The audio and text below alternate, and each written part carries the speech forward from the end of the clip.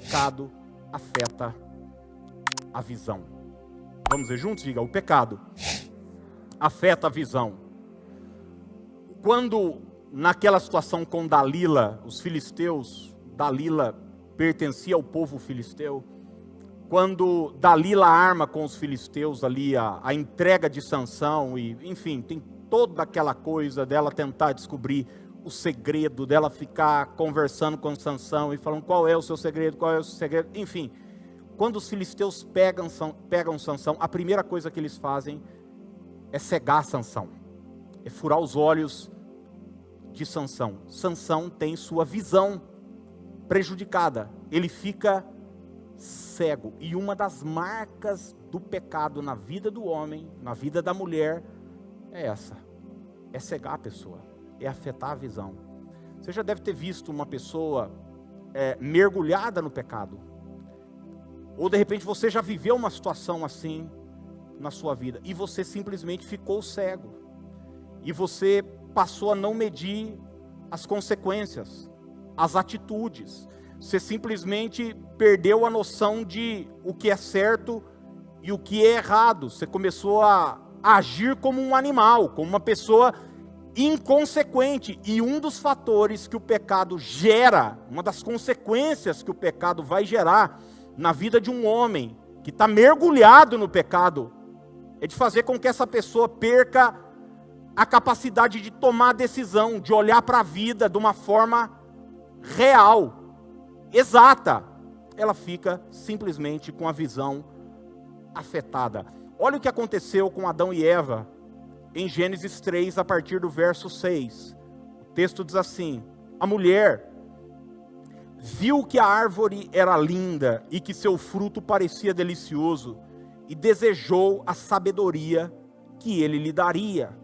Assim tomou do fruto e comeu, depois deu ao marido que estava com ela, e ele também comeu. Olha o que o texto diz: naquele mesmo momento, o que aconteceu, gente? Seus olhos se abriram, eles começaram a enxergar de uma outra forma, a visão foi alterada, foi afetada, a maneira como eles viam a vida, se viam, viam o próximo, viam a Deus, foi mexida, e perceberam que estavam nus. Antes isso não era um problema, mas agora é um problema. Antes isso não trazia vergonha, mas agora traz vergonha. E o texto termina dizendo: por isso costuraram folhas de figueira umas às outras para se cobrirem.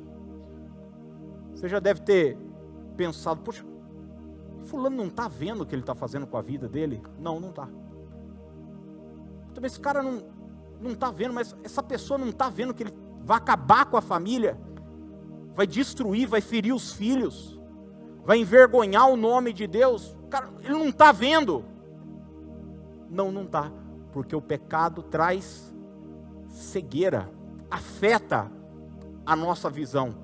Em pelo menos 3 áreas, o pecado afeta a sua forma de enxergar a Deus.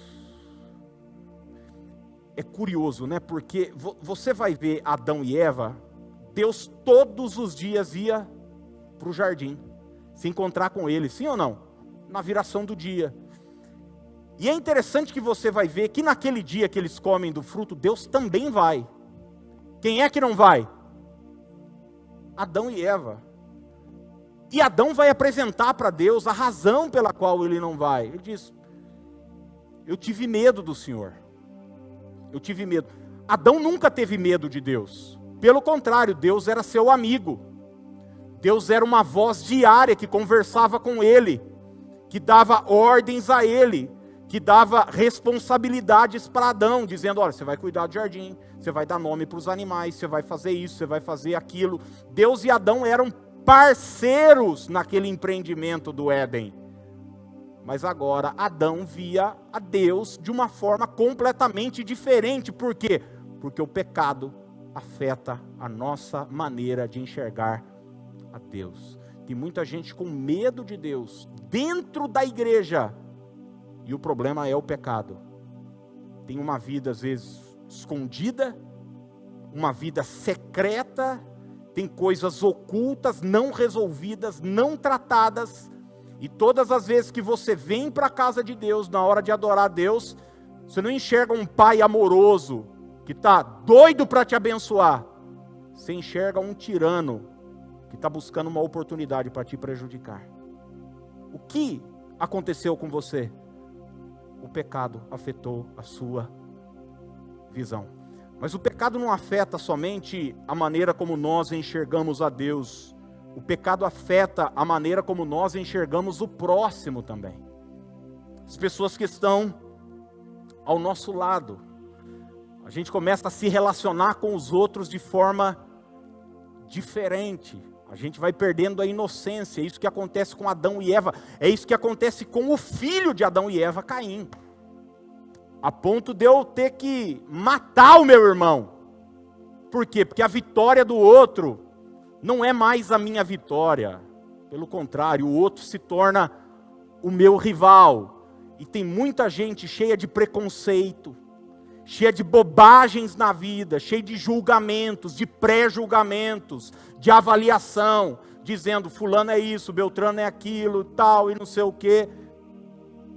E você vai ver que o problema é o óculos do pecado.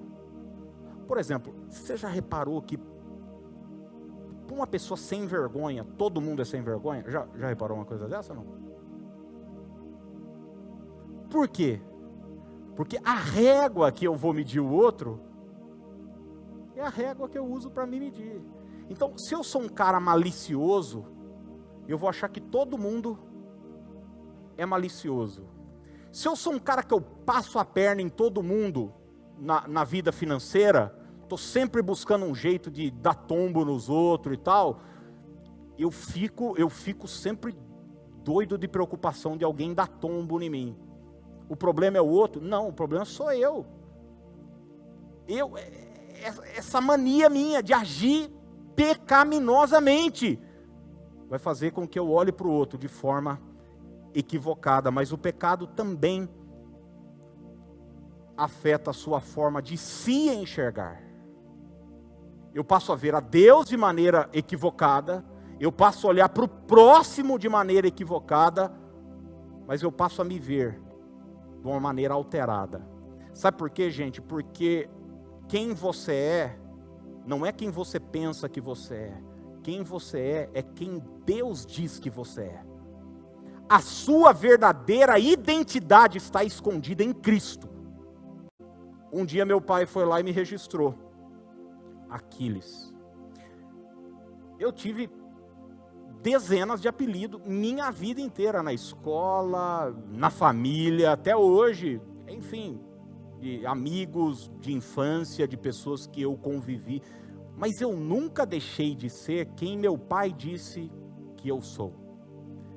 Quem deu a minha real identidade foi meu pai, foi ele que me registrou.